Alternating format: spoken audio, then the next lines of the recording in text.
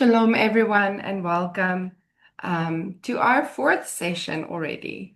So, yeah, this is exciting. We have a build up towards today. So, if you haven't watched the previous ones, please go on our YouTube channel and go and rewatch the first three episodes. Um, we have been talking about dental health. Um, yeah, which is linked to so many other things in our body and our system. So it is very important to know a little bit more about to just have that, I think, general knowledge about our body and about our mouths. So today we're just going to continue speaking on that topic, and Renee has a whole new angle from which she will be sharing, and we're excited to learn about it. Thank you, Renee. Yeah, I think let's just open in prayer. Abba, we just want to welcome you. Um, yeah, welcome you to this meeting and just give it all over to you. Thank you for teaching us about the bodies that you made and for giving us the design and the blueprint that you made our bodies with, for sharing that with us so that we can live according to your will, and perform the uh, the tasks which you have planned for us. Thank you, Abba, for just being present during this time. Um, I pray that you will guide Renee in what she shares today, and that you will bless this meeting in the name of Yeshua. Amen. Thank you, Amen. everyone. Danke, Renee. Thank you, Michelle. Yeah, today's a pretty big one, um, which is exciting as well. Looking back and seeing all the dental issues we've actually been through and that we've conquered, just makes my heart so excited. Um, and hoping also that there's going to be a lot of freedom amongst our fellow brothers and sisters in the kingdom. That is such a privilege to be part of that. And I really pray that Abba will receive all the glory and honor in this journey and with everything that we share. I have two notes before we start. I have twins, if you haven't noticed from previous talks, but I'm sort of waiting for diapers to happen. So if I excuse myself, I'm pretty sure Michelle will be able to catch up a little bit about what we've chatted before about whatever thoughts may follow on what I've shared so far. And the second one, I'm sure that I don't need to tell you, but because of repercussions in modern society, I just want to mention that I'm not a medical professional. I did not study medicine at all.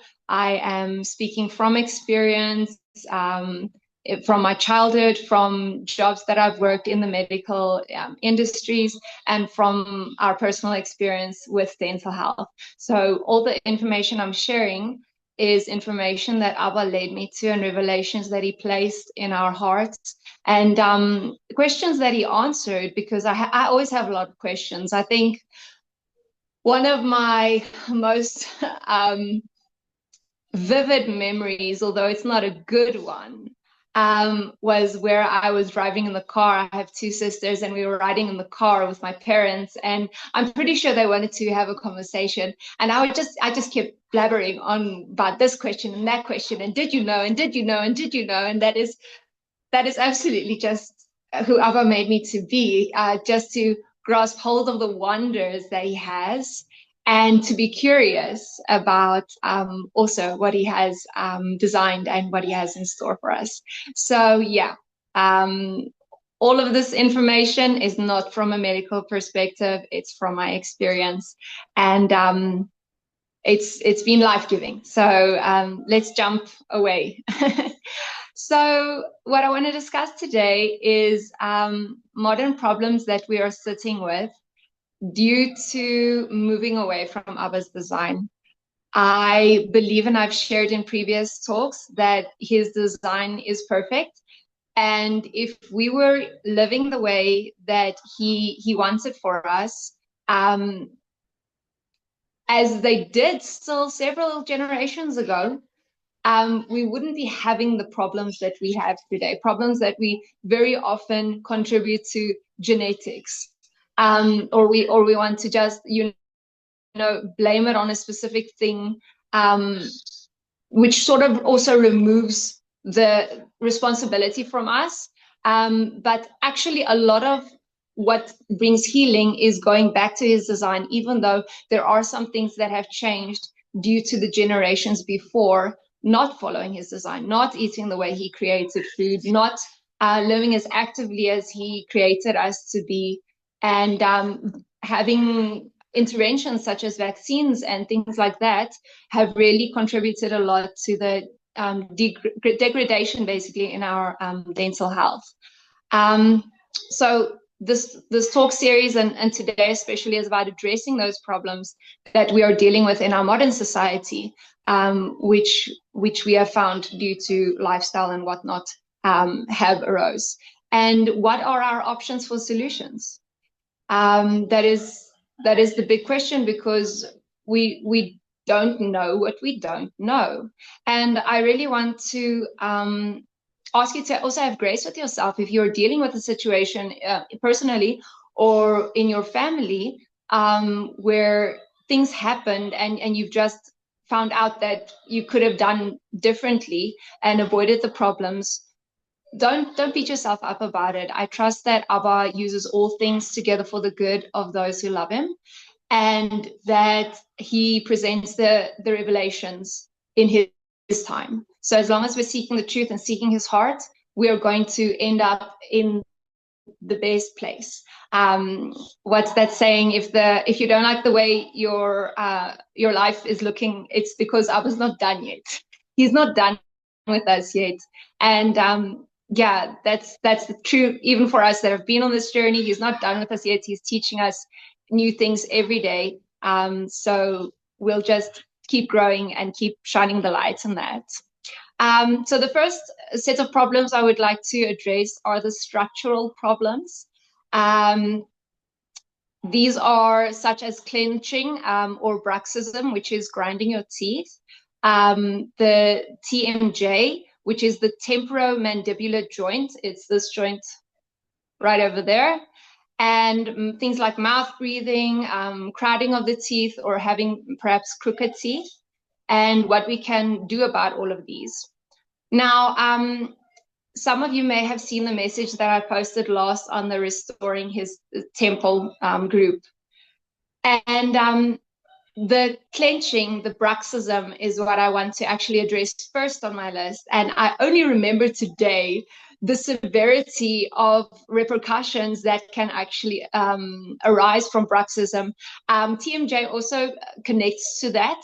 And I first want to start with sharing a story of two situations where we did not know the first situation was actually connected to my clenching. I was about 9 years old, and I was hospitalized with severe migraines, severe nausea, vertigo, and they couldn't find anything wrong with me. They thought that I had encephalitis, which, as far as I know, is inflammation of the fluid around the brain, something like that. In Afrikaans, we call it breinvliesontsteking. So it's less the fluid and more like the covering around the brain. But anyway, they found nothing wrong with me, and I was in hospital for about 3 days, where I was just throwing up and unable to help myself anywhere because I was so dizzy and I had these severe migraines. And fast forward many, many, many years, and we were actually in Knysna region, Wilderness, which is next to Knysna in South Africa. And my husband was doing a course that weekend. So my mom came along for help, but I was feeling particularly stressed out. It was during COVID in the winter of 2021. And I have a baby of about 12, 13 months old, and two young boys, and my mom is there. And my mom isn't particularly very, how do I put it? She isn't really the person that needs a lot of small children in her space a lot of the time. It's very difficult. She's a very driven person. She's very on the go. So to consistently be patient and consistently be dealing with the needs of small children is hard. And I know it's hard.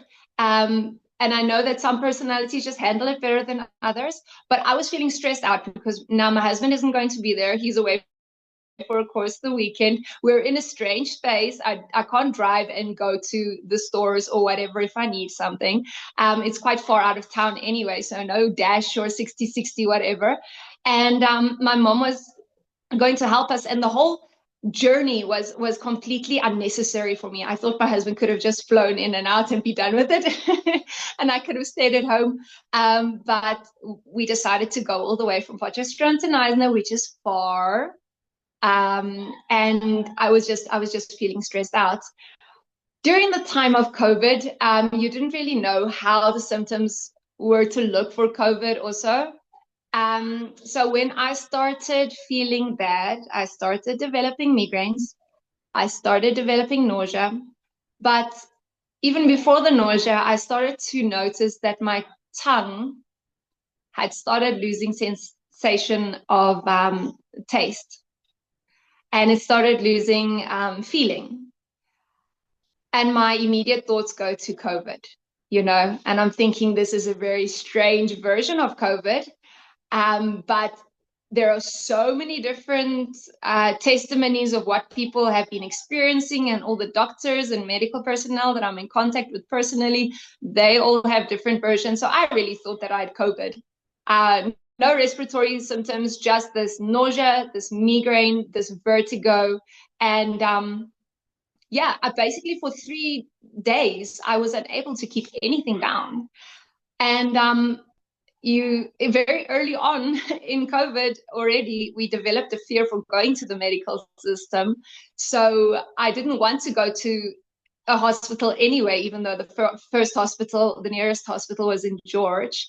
But I was so dehydrated that I actually thought that I needed to get a drip. And I couldn't get to the origin of the problem. I didn't really have anybody that I was asking perspective from that could really help give direction to this. But when my husband finally was done with the course and we were on our way again to Potch, I started thinking that I had some stiffness in my face also. And the migraines and the nausea, I felt need to be connected because migraines very often are accompanied with nausea. And then I thought, okay, maybe there's something wrong with my tongue, because I realized that it's only half of my tongue that's numb and has a loss of sensation and a loss of taste. So then I started to explore this, and then I started asking the right questions, and then we were actually on track to the answer. Michelle, would you mind sharing that first image that I had about the TMJ? I want to read you the list.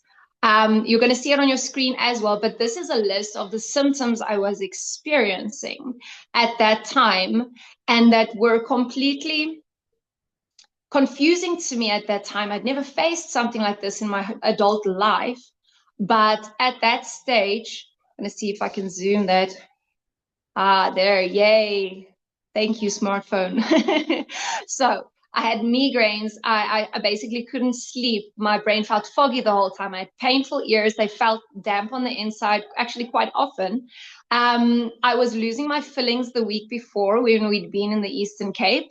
I'd lost a big filling. And I realized that I'd been clenching at that stage, but I didn't make the connection with the feeling bad and the clenching. So I had sensitive teeth too, and my neck was stiff, my shoulders were stiff, basically my whole back, between your scapula, completely stiff. It felt like it has knots the whole time, and that caused carpal tunnel-like syndromes in my arms and in my fingers, because I'm actually pinching nerves with that stiffness in my back. The biggest issue for myself, and this was a general thing I was dealing with at that stage, thank you, Michelle, I'm done with that, was actually my fight or flight reaction. I I was constantly in this overwhelmed space. Every little thing would just set me off. And until that point, I didn't realize how often I'd been clenching. Up until this huge event where I thought I had COVID and need to go to the hospital for a drip because I'm so dehydrated, I'm just throwing up the whole time. I really didn't realize what was going on. And one of the things I didn't read on that list, I think it may be further down, you don't need to bring it up again, was actually the heart arrhythmias I'd been dealing with. I had been diagnosed with a heart problem in the beginning of 2012, where I had been starting a new job. And basically, the day before I was supposed to start this new job, my heart started to feel as if it's vibrating. And if you were to listen to my heart, it would sound like it was skipping a beat. And when my husband hears this, because it has happened again a couple of times since then, but not nearly as often as it happened at that time, it really does sound like this rhythm is just broken, and then it sort of like gallops to catch up, and then it's broken again, and it pauses, and then it gallops again.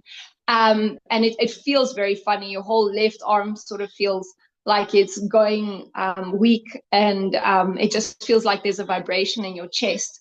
So the clenching, the bruxism, the grinding, and the TMJ are all connected, we found. And that is because your trigeminal nerve runs from your brain through your jaw all the way down into your body. And one of the places it goes to is actually your heart. So when you are biting down really hard, such as if you were in a fearful situation and you needed to flee, it would actually cause your heart to speed up. That is part of the response, and is also why it is actually so bad for your health to be clenching at night. Lots of people don't realize that they're actually clenching at night because it doesn't have the same damage that bruxism, which is grinding, causes at night. You don't break teeth as quickly. The sensitivity that isn't as severe as it would be if you were actually grinding your teeth at night, but it develops much more slowly and is still pervasive, I think is the word, in its effect of the heart. So this is very, very bad for your health. And there was a case study that I found after that episode in 2021 of a 27-year-old female who had been grinding her teeth at night. And her husband also reported it. She'd most likely been to the doctors. From what I can tell from the study, she'd been to the doctors, and her husband reported it as well. I'm guessing he was worried because she didn't necessarily notice what was going on, but her husband would wake up and then he would hear her grinding. And then they decided that they're going to monitor her and monitor the heartbeat also. I'm not sure which symptoms led to them wanting to monitor the heartbeat, or if they just connected the trigeminal nerve that's being triggered to a possible heart problem as well. I think its acronym is TCN. Yeah, something like that. If you're interested in learning more, I actually read up about that this morning. I just can't remember what the acronym was, but it has to do with the connection between the grinding and your heart function. And they connected her up to electrodes and such, and they monitored when she grinds at night, then her heart stops, and then it starts up again. And it actually stopped for pretty long times. And that is worrisome, very worrisome, obviously, for her husband. She doesn't know what was going on. I mean, I was noticing this stuff during the day, but if it had been happening at night, I probably wouldn't have noticed either. And they had to give her a pacemaker at the age of 27. And that was like this big revelation for me. It's such a normal part of your design. But with our modern situations of where, with my son and with myself, I believe, due to vaccines having triggered the genetic defects in the generations, we have the scoliosis, which affects our posture, which affects the way our dental area functions. And because when your posture is affecting your dental area, and it also goes the other way around, by the way, now you have this clenching that you can't necessarily get rid of just by exercising enough, not stressing out, perhaps taking some supplements to help you sleep deeper. If it's a posture issue, it's so much harder to address. But like with my son, the clenching has caused a lot of damage, and to be aware of that, it's just good to know the effects that the clenching can have also. And yeah, we're going to be discussing solutions about that too. Sorry, I feel like I sort of started a thought there that I didn't finish. Michelle, did you absorb it that way?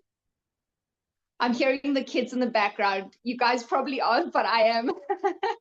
It's a little distracting. Okay, let's continue.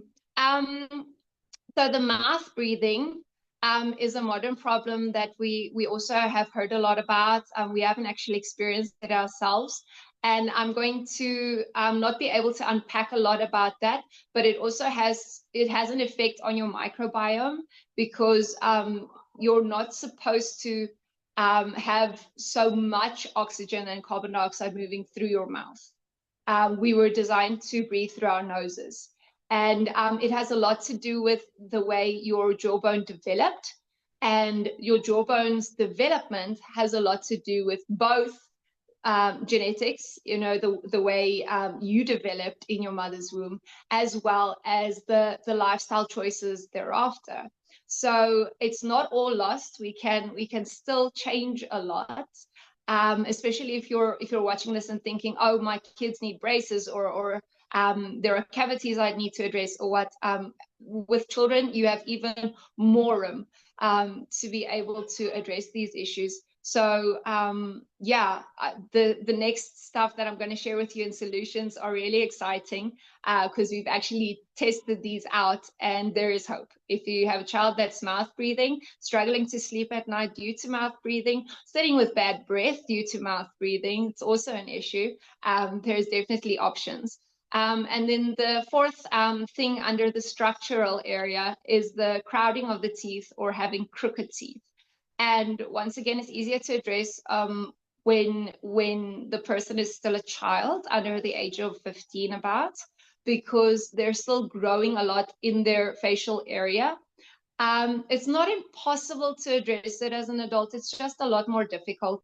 And I'm hoping that the options that I'm going to give, and as well as a couple of links I'm going to share with you, are actually going to be able to offer you the solutions, and that you'll be able to find the treasures hidden there, because there is a lot of options that don't necessarily include the invasiveness of surgery, or something like braces even, which has a lot of risks. Okay, so about the clenching, the grinding of the teeth, and the TMJ, there were two things that we found really works for that. Originally, I thought that because the body learns to clench, no matter what you're using, you're going to have to alternate, perhaps one evening the one mouth guard, and the next evening a different type of mouth guard, and just keep alternating so that you can conquer that. I used to think that that is what I was going to do, as I say, but I did actually find a lot of relief. First of all, in 2021, I received a NTI device. It's a nociceptive trigeminal inhibition device. It's a long word, I'm sorry. But basically what it does, it's a device that just fits over the front teeth, and it has a bit of a curve at the back of the teeth. So it prevents you from closing your teeth properly. And then there is a type of a reflex that it triggers the moment that you want to bite down. It sort of triggers a reflex as if you've bitten onto something that's too hard, and your jaw just opens up. So that was feeling like that's the way it was functioning in the beginning when I started to use it. And I actually did learn to clench around it up to a point of I was feeling like my front teeth were going loose, which is why the dentists originally stopped using it, because they were having patients that were actually losing their teeth. And then I was a little bit worried about that because it was the only device that felt like it worked for me so far. The stiffness in my upper body, neck, jaw, and everything was very reduced. My migraines were very reduced. I didn't get such damp ears so often. But then I found when we were researching the Myo brace, which was more for our son at that time, I found that they have an adult range for TMJ. And I actually did a lot of research about it then. And then we ordered one from Alibaba. Also, a lot of research before picking one. And I found that it actually helped to do the adjustment in the jaw, because due to posture, due to our development as humans, and due to lifestyle, this doesn't always function properly. The jaw and the joint connection is not always where it should be, and your ligaments and your muscles develop around the habits you have. They develop around the lifestyle changes you make, and they develop then obviously around an adjustment like using this device. So I used that device for about 6 months. It's completely different. It's a full mouthpiece, very soft, and you sleep with it at night, and you wear it for an hour during the day, and then it does the adjustment in the jaw, and it was a little uncomfortable at first, and then it did the adjustment, and after that, the trigeminal inhibitor, that the small mouthpiece, the NTI device, that one started to work much better for me. I now wear it every night, and it's completely pain-free, and I've had no issues with it again. I haven't clenched around it. I just sometimes forget when I take it out to put it back in. That's about the only issue I have with it. So it was necessary for me to do the adjustment with the TMJ device by the company. They are called MRC. It's Myofunctional Research Company. They're based in Australia. I actually sent Michelle an image of that one. It's the last image. And I don't think we showed the NTI device. If you could pop that one up too, I'd appreciate it. So the MRC company has 2 ranges. They have one for children, which is the Myo brace. And then that one is more to address the crowding of the teeth, the structure of the jaw. If you have an overbite or an underbite, it addresses that. And then it also addresses crooked teeth, and it addresses mouth breathing. It actually addresses a lot of things. So that is how the company name looks if you're looking into researching there. But I will send out a couple of links on the group as well for that one. So then they have the Myosa range, which is for adults. And the Myosa range also, it's supposed to address the mouth breathing. It's supposed to address the joint. It focuses less on crooked teeth, mainly because usually by the time you're an adult, it's pretty set. It's not completely set, but it's pretty set. Your bone is developed around those teeth, so it's much harder to make adjustments in such a case. But I don't think it is impossible. I would suggest you just do your research and then see what you end up with. Speak to a compassionate dentist who's willing to work with you around these things. And also just see where you can adjust your habits, see where you can adjust your diet, see where you can adjust your lifestyle to be able to promote the maximum efficacy, even if you're using a device, but the maximum strength in your facial and dental area, in your airways. It also addresses snoring, by the way. All the wives out there, it addresses snoring, because very often that is also a problem with the arch in your mouth and the airway. It's things that can be adjusted because we are changing. We're ever changing. We're ever growing. We're replacing new cells. And unless something is a little bit more permanently fixed, like a tooth in an adult, it can be changed within even a few months. So I believe there's hope in that. So on all these structural issues, eating more raw foods would be very beneficial. Chewing more would be very beneficial, and changing our habits, changing the way we breathe, the way we sleep, the way we brush, the way we floss, all of that will also have some good effects. So yeah, that's it for me on the structural. Is there any questions on the structural? I have 2 more categories afterwards. Nothing yet. Okay. Okay, so the next category is cavities as well as loss of enamel. They pretty much fall under the same umbrella for me. So why do we develop cavities? There are 2 main components to developing cavities or losing our enamel. By the way, just on the topic again of sensitive teeth, it's not always enamel loss. If you are clenching at night, and there may be no evidence of that, if you are clenching at night, that may cause in itself, it may cause very sensitive teeth. But the loss of enamel may also cause very sensitive teeth. And you can also very often see, especially in your front teeth, that they are wearing a little thin. They don't look as opaque as they actually should be looking.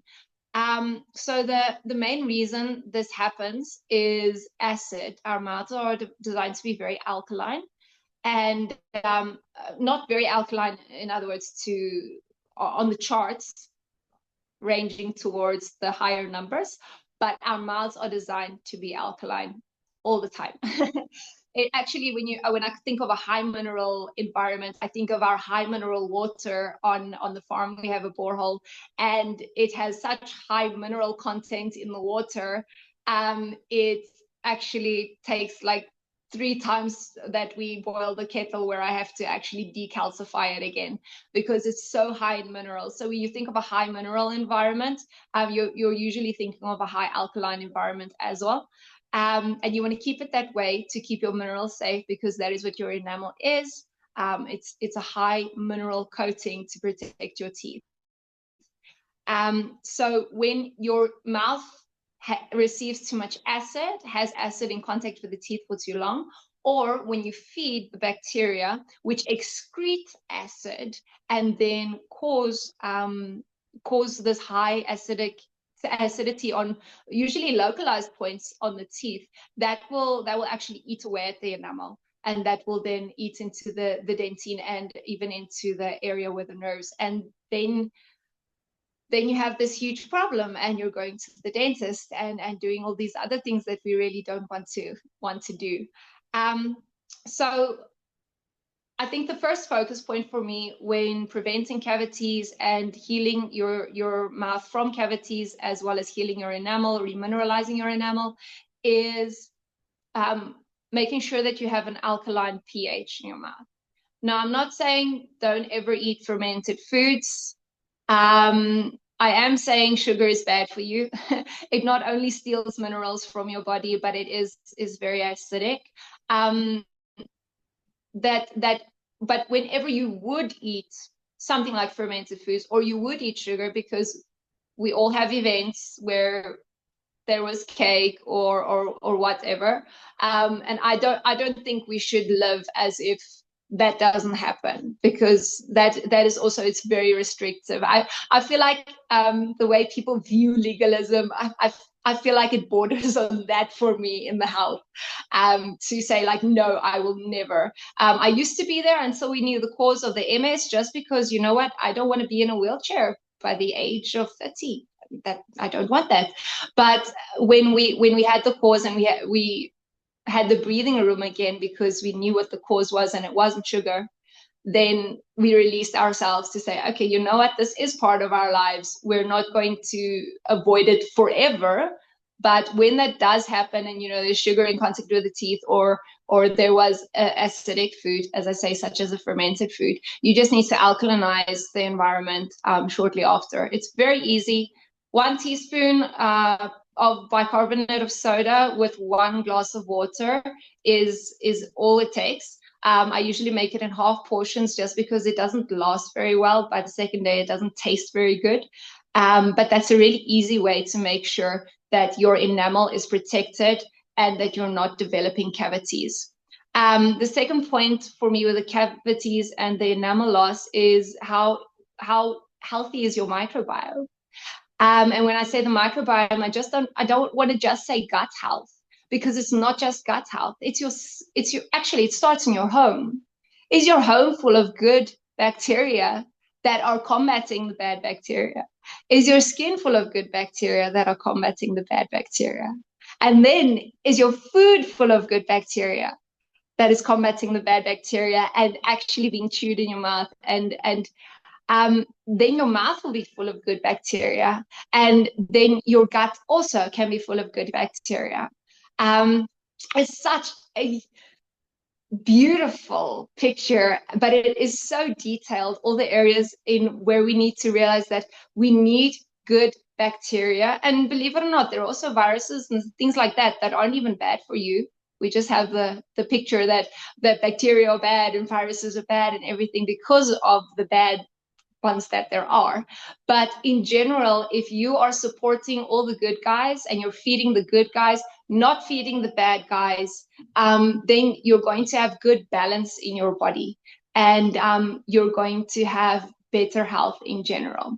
So your microbiome needs to be healthy for you to have good healing in your mouth, good remineralization, and to be able to heal and prevent things like cavities.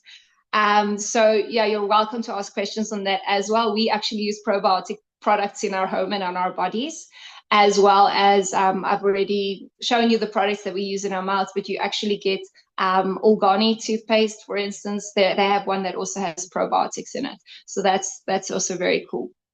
Then on remineralizing, what you can do from the inside is to eat a good diet, and to supplement as well is very effective. I mentioned last, and I did post it on the group, the supplement that I was taking when I was struggling with my teeth being translucent, and that was the magnesium D3, vitamin D3, and vitamin K2 blend from AcuFarm, which is a place actually here in Potch.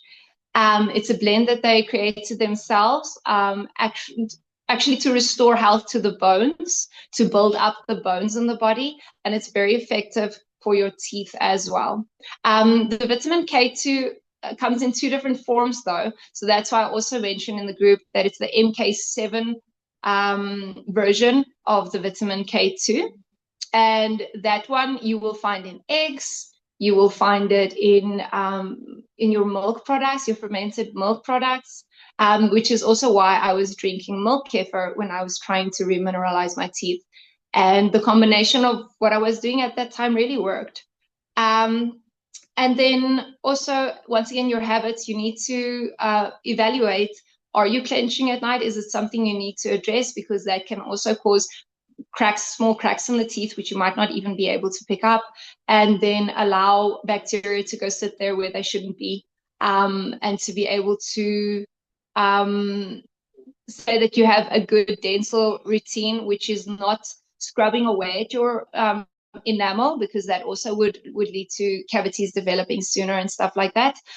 It's also just good to do a good evaluation of where you're at with your dental health and what habits there are that perhaps need to be changed, or that you just should continue. There are a lot of good habits out there that we can form with our dental health that doesn't actually take all of our mental energy, because that's a lot of the reasons the stuff doesn't get done. It takes too much mental energy. On the microbiome, I wanted to mention one more thing. I think I mentioned it before. I'm also at this point thinking of getting this supplement again, but it's actually in the form of a shake. We have fellow believers who own a company called NutriBrands in South Africa. And they have a shake which is called Nucleo. And this shake actually has a lot of probiotics in. So prebiotics are food for the probiotics. Probiotics are separate. They're not part of the shake. But very often we have good bacteria in our gut and we're just not feeding them. Now, good diet should feed most of the bacteria, but just to make sure that they're actually all getting food, because if you weren't going to feed your pet, it's going to die. So I'm assuming the same would happen with your gut bacteria. So having prebiotics is very, very essential to keep those gut bacteria healthy. And it also has a blend in with things like L-glutamine, which help to restore and I want to say cushion. They use the word pamper the gut lining. So that helps to heal leaky gut and it helps you to absorb everything better, which in turn leads to better health in your whole body, including your teeth. So Nucleo is definitely a product I would recommend when we're looking at healing our teeth, as well as healing our entire internal microbiome. Okay, so that is the inside, what you can do from the inside to heal your teeth. And from the outside, we discussed the habits last week, so you can definitely have a look at that chat again. The third topic, if no one has any questions, oh, sorry, my foot got caught. Does anybody have any questions?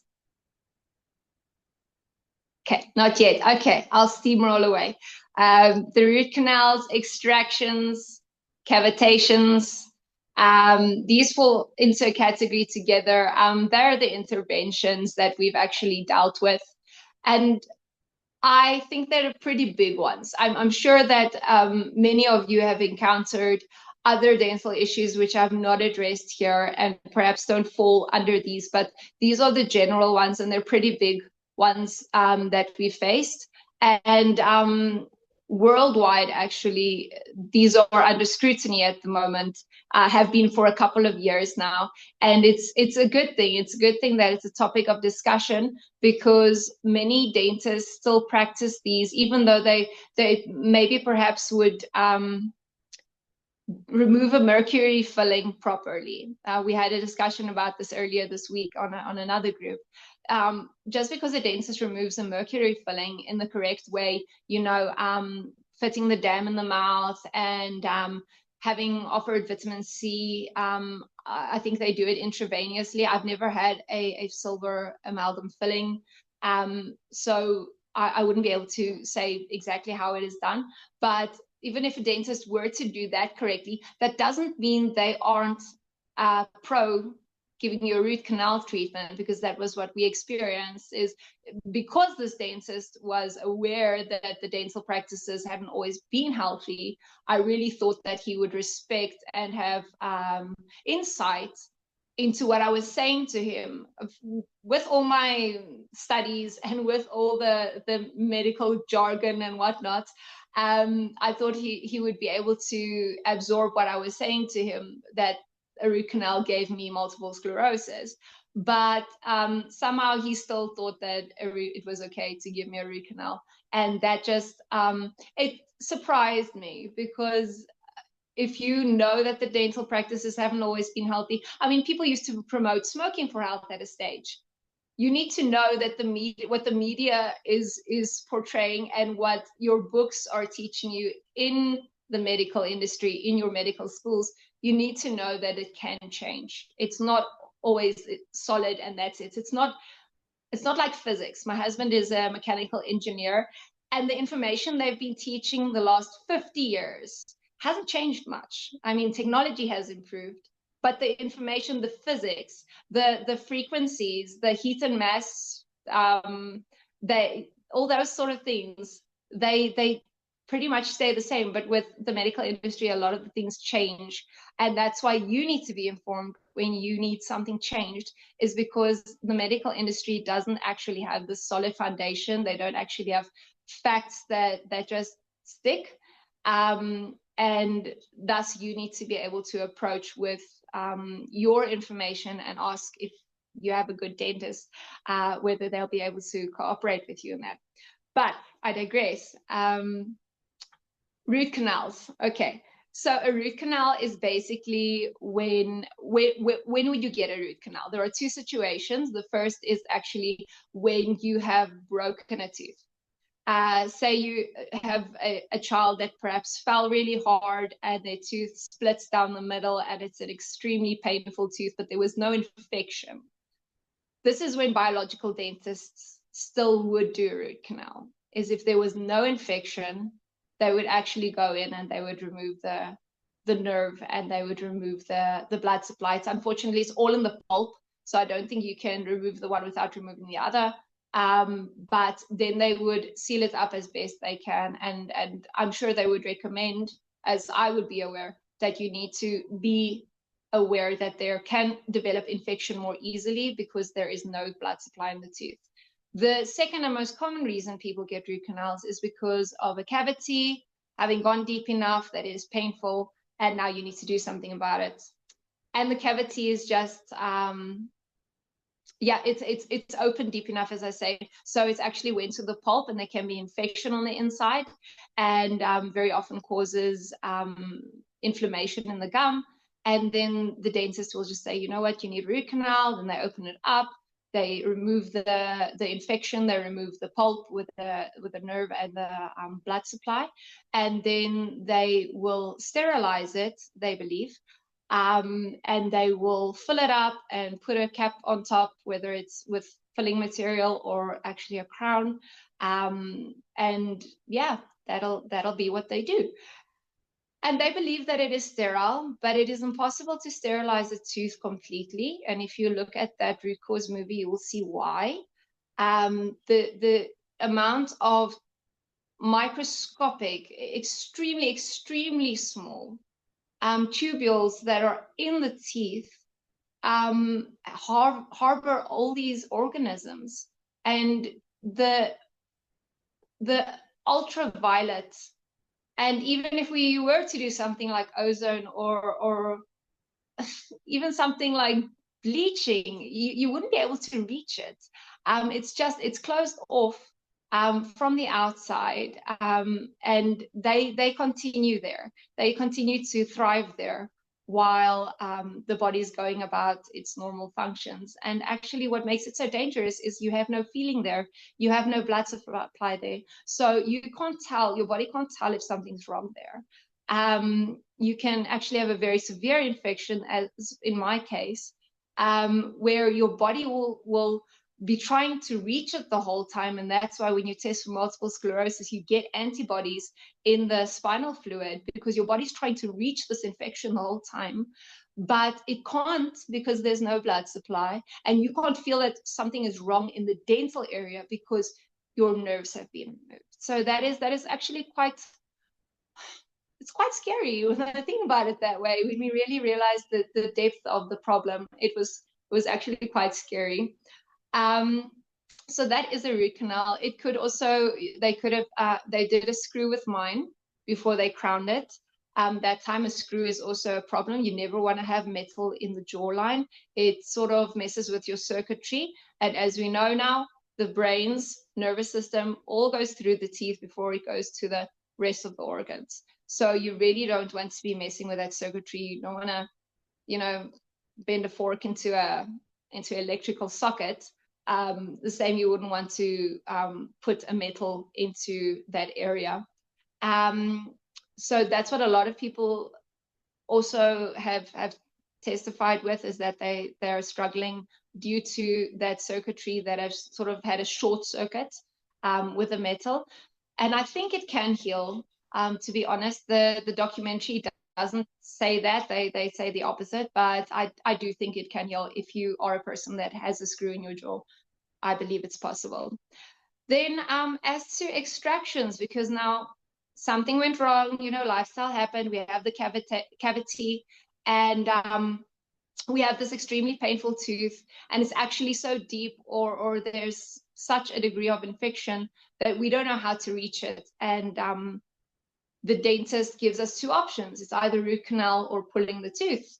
And I had my worst case of MS from a tooth that was incorrectly pulled, specifically the tooth that had an infection that was incorrectly pulled.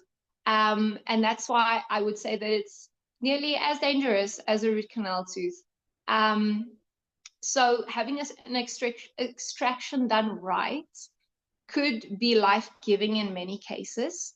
In some cases, you feel you don't have an option, like when we were clenching and grinding, there was damage done to the tooth.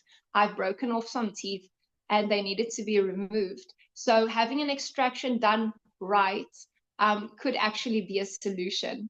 So the extraction method you would most likely want. The dentist in Jeffreys Bay taught me this, that if they pull the tooth slowly enough, then the, what are they called? The ligaments. It's almost like when you have a tent, see the roots as the tent pins, but then you have these ropes that you bind at the top and you hit it into the ground. Those are like the ligaments. So those ligaments need to be pulled out and then the body can heal. If there's no trace of the ligaments left in the socket, the body can heal up that area and it can fill it up with bone. But unfortunately, most cases are that the ligaments do break off. And we find this a lot with wisdom teeth that were removed. I had a friend who got very sick from her wisdom teeth having been removed, and the ligaments were left after, and nothing was wrong in her mouth, but that they knew of. She didn't develop an abscess, she didn't develop an infection system, symptoms, but she had actually had an anaerobic infection there and necrotic tissue that was also developing in her jaw, just because those ligaments were left. And it's actually pretty easy. If you're going to go for an extraction, even if the dentist doesn't necessarily pull the tooth slowly, because, I mean, come on, pulling teeth is not a walk in the park.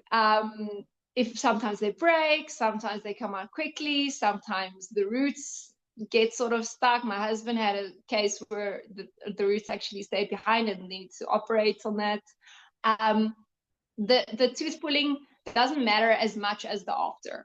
So what needs to happen after is that they need to, with a slow drilling burr, drill away about 1 millimeter to 3 millimeters of the bone to make sure that the ligament has nothing left behind. There must be no trace of the ligament left behind, because otherwise the bone does not fill in. It does not recognize that the tooth is gone. I also don't know if this is a modern problem. I've asked the question before. It's like, okay, but what if you were to lose a teeth in a completely natural way? Why wouldn't it fill up, and what are the repercussions of that? But I also believe that, once again, if you didn't have an infection there because we were following the right lifestyle, I believe that if you lost the tooth, there wouldn't be the same repercussions that there is when there's already an active infection in that area. So extraction, you need to drill away the ligament, and then afterwards, if there was an infection already in that tooth, especially, clean out the area. If you are able to get someone in your area that does medical grade ozone, once again, you can ask me for the information, or just remind me, then I'll post it. Then you can ask the dentist, would they be willing to rinse out the area with well ozonated water. And that is what I did, and I experienced very good healing in that unwanted root canal that a general dentist helped me to remove, because he followed this protocol. And when I look at the two teeth that I've had removed, the one by the biological dentist and the other one by the general dentist, just with the correct procedure, which the biological dentist followed as well, the side on that the general dentist did with my ozone equipment and with his knowledge and burring the ligament out, that side healed up a lot better than the other side. So that's very encouraging that it's possible even if you can't afford a biological dentist. Then cavitations are what happens when the ligament isn't removed, or there's an active infection there, which influences the circulatory system, and obviously then would influence the healing process. When you have a pocket over there that's nice and warm and it's closed up because your gum has closed shut after the tooth has been pulled, that is a pretty stressful situation to have. Why? Is because you're actually you have necrotic tissue in your jawline that develops with those anaerobic bacteria. Those bacteria attack. They have very, very toxic byproducts, waste products, and they actually attack the nervous system. So it can cause a whole host of symptoms, which include cancer, which include fibromyalgia, which include multiple sclerosis, even thyroid issues, stuff like that. It can all be connected to the teeth.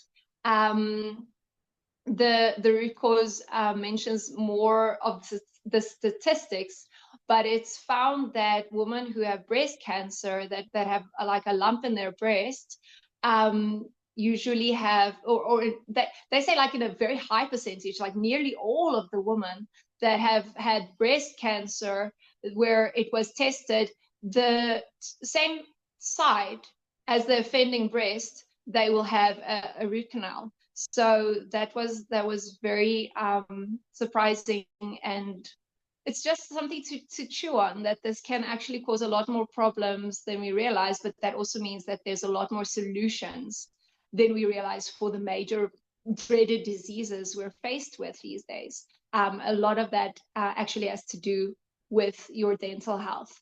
And I'm not going to be able to dive into it very deeply, but fillings obviously are not ideal. That's why we spoke about the cavities and enamel loss. But mercury fillings are very toxic. But unless you can get them removed by a person who knows what they're doing, I wouldn't necessarily go that route, because the mercury being released into your bloodstream can cause severe problems. So I would recommend anyone that really wants to have FaceTime with someone about this. Johan Jacobs, who is in the Western Cape somewhere, they moved recently, but he owns a store called Go Natural, and he has a book by the same name, Go Natural. He does consultations, and he would be able to advise you better on that. Also, for some reading, if you'd like to dive more into that, people like Hal Huggins have a lot of information. And as I mentioned in a previous video, also Dr. Weston A. Price also have a lot of information regarding dental procedures and alternatives to those procedures. So just in summary, on the life-giving side, adjusting our lifestyles and healing our microbiome. Oh yes, the CBCT. I wanted to show you what's the difference between a CBCT and a root canal. Thank you, Michelle. A CBCT is a cone beam CT scan. Now, you've got one here on the screen to view. So what's the difference between a CBCT and an X-ray? A CBCT actually slices the images. So you can go from the outside of the tooth to right in the inside, to right to the internal outside again. And you can go through those layers, and you can examine every part of the jawline, every area that there could be infection, where there could be a gap, where there could be rotting bone, because that's where the necrotic tissue is there's usually rotten bone there. And CBCT can give you an in-depth view.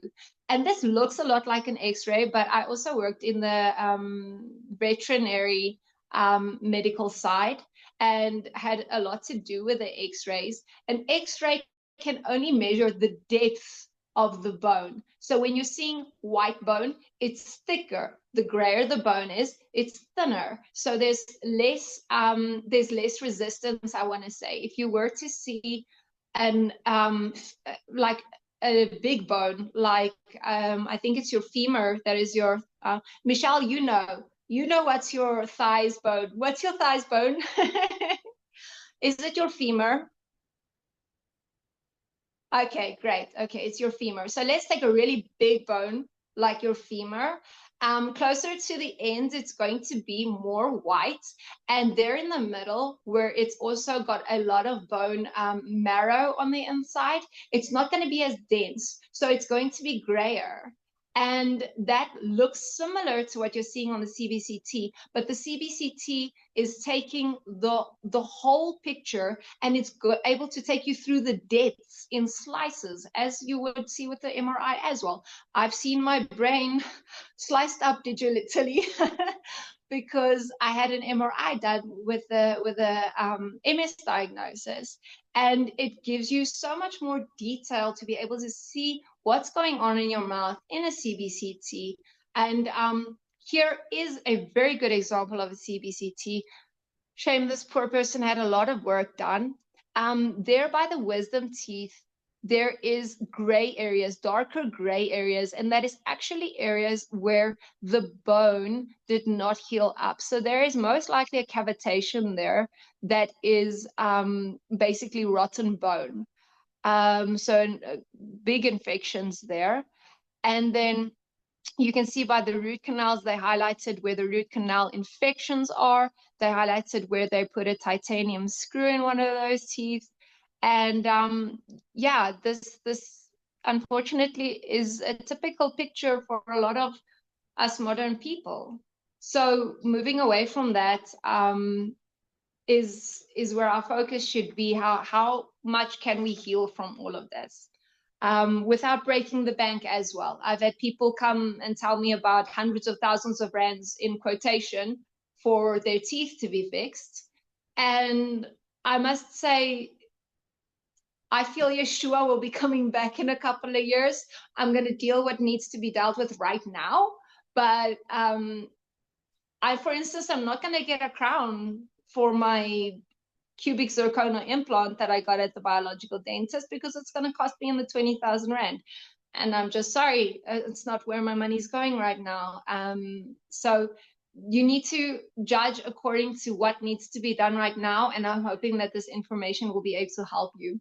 So making lifestyle changes is one of the big points. And that means habit, that means diet. Your microbiome, supporting your microbiome is also one of the big ones. One of our favorite probiotic products we actually registered for, so we sell it at wholesale prices in South Africa because we receive it at wholesale prices, is Probac. And that is like probiotic home and body products. So our home is full of probiotics and our bodies are washed with probiotics. And I think it has a really big effect on our health. And also it works. So it's good. It works and it also doesn't break the bank. So yeah, you could look into getting something like that to help your microbiome on the outer level. And then your food needs to also help your microbiome. It needs to be full of minerals, full of proteins, to be able to support good dental health. And chew a lot, especially things like apples and carrots. Chew, because it helps to create good space in your mouth. It helps everything to open up that needs to open up. It helps everything to align that needs to align. So yeah, that's one of the main tips we got when we needed to address our son's teeth that were a little crooked. And supplements, as I mentioned, those from AccuFarm that we were taking, very good. Hydrogen peroxide is another one. I recently chatted with a friend, and dealing with an infection in the jawline, but hydrogen peroxide can also be used daily, as I recommend also.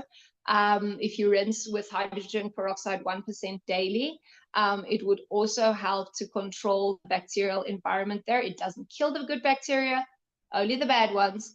and it supplies oxygen to the area. If you have kids maybe that are in school or regularly in contact with people that might have flu or other virus, it also kills those pathogens. So we usually then let the kids gargle with it. They brush their teeth, they rinse and gargle with a hydrogen peroxide 1%. And so far that's really worked. I stopped a very sore throat the other day with some hydrogen peroxide mix.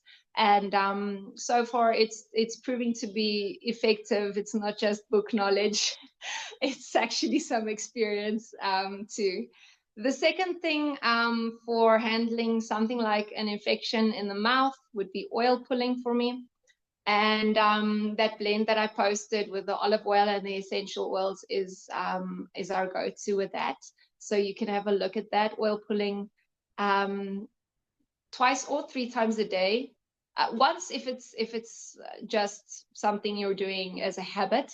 But if you have an infection that you would like to address, or any inflammation, even if you can't pick up signs of an infection, I would definitely be doing oil pulling at least twice a day.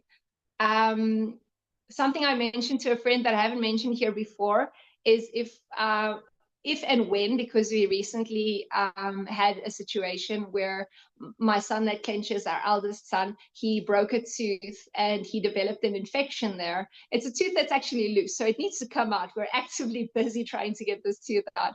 But this tooth developed an abscess. And where it developed an abscess, there was swelling, and this gland here in the neck started to also swell up a bit, started to show itself a bit. And then I recommended to a friend, and it's something we did that time, but it's about a month ago. That's why I forgot until now, is that we actually put a nicotine patch there. The nicotine journey is a completely different topic. I'm not going to be able to dive into it today, but the nicotine actually helps your body to detoxify. So in this area where I stuck the nicotine patch, we only give him about a 1.2 milligram patch. And that I give the patch, not the gum, because it releases over a period of 17 hours, where the gum is immediate and it's available in the bloodstream immediately. And that can actually make you feel bad because it causes a severe detox reaction if it's given too quickly. But a small patch, I've used it even on my other kids with viral infections, is very effective to reduce the inflammation and to just get the things moving there where there may be infection that you want to get rid of. And then my last item is actually a very important one. It's been part of our journey since I think 2017. In 2015, we met friends who were already very far advanced in this health journey where we were not, and they told us about this thing called ozone, which is it's amazing. It's Abba's creation, and the more we see Abba's creation at work, the more we realize those are the solutions. Nothing the medical industry can offer can actually compare. But there are different levels of ozone. And as I told my friend also the other day, these 27,000 Rand machines that you buy that you can make a bubble bath with are not necessarily the grade of ozone that you want if you're using it for health. Yes, that can be beneficial, but it's very low grade ozone, and it's also using environmental air, which has a lot of nitrogen in it and some other gases as well as oxygen. If you're going to be using it for a medical purpose, you need medical grade ozone, which is made with medical oxygen. So nearly pure oxygen is used, and that ozone can even be used intravenously. And that is one of the things that have benefited us most on this journey. I would definitely recommend everyone knowing about ozone and knowing where there are practitioners in the area. It's also one of the cheapest methods of addressing health issues. And how I would use ozone for the dental area, you can apply it topically. You get an ozone gel that you can apply topically. You can even brush with it. It just doesn't taste fantastic. So you can drink ozone water, rinse with ozone water if you were to have your own equipment. We actually made equipment last year. We're just in a season where we're not actively making equipment, but you can ask us about that as well. And you can rub it onto the jawline. You can drink it. You can actually breathe it in. If it bubbles through olive oil first, then it is not, and I want to say antagonistic to the lungs. It doesn't irritate the lungs. So antagonistic maybe sounds a little bit too harsh, but it doesn't irritate the lungs if you were to bubble it through, olive oil first. But the best way I would address it in the dental area, something I can do at home as well, and you can do at home as well, is to use a stethoscope earpiece and then to use the ozone gas to insufflate the ears. So you're going to put the gas on and it's going to actually move and flow into the ears, and then it gets absorbed into this area here. And even if you were to have bad circulation in the area, it heals everything around the area of the bad circulation, and it also gives oxygen to the area that has no circulation or bad circulation. It's really amazing because it supplies oxygen without there actually being a healthy circulatory system present. That's why something like ozone, in my experience and testimonials that I've heard, would be so effective if more people with diabetes knew about it, because you could actually be ozonating the extremities that are hurt and that have bad circulation, and you could keep them healthy without extreme interventions, because there are so many people that lose fingers, toes especially, because of this diabetes and how it influences the nervous and the circulatory systems.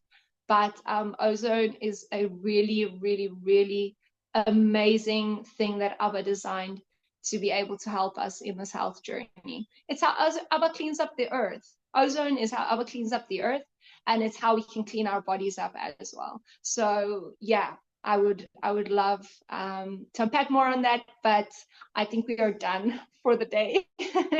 Thank you so much for listening. Thank you, Renee. Yeah, if anyone has questions, I think it takes a while when you're getting all the information to actually process and develop the questions you would like to ask about them. So, yeah, we're gathering every week. So definitely just either send it on the group and we can discuss it next week, or bring questions next week if you want to. Message us individually. We're happy to reach out to you.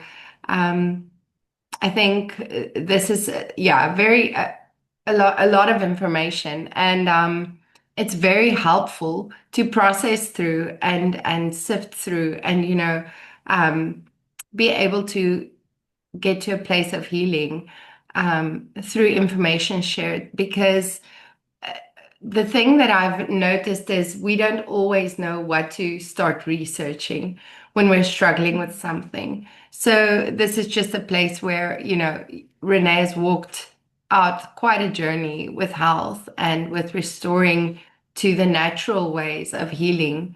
So it's kind of narrows it down for us a little bit as to, which routes to take in terms of research.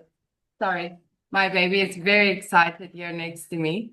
Yeah, so I think that helps a lot. If you want to go and just research all of the topics, and if you learn something that you can add, please share it with us. We would delight in that. I think, Renee, if it's possible that you can maybe take a picture of the ozonator and maybe tell us a little bit about how it works exactly and what it does in your body, that would also be a good session to dive into. But for now, thank you so much. Thank you for sharing for so long. And I know your boys are watching after the babies, and everyone's watching after each other while you talk to us. So thank you so much for this time that you set aside for this every week. we just are so thankful for the information and your willingness to share what you've been through and what you have sifted through. Yeah, I think in that, just thank you, Abba, for the session. Thank you, guys. And we will see you next week again.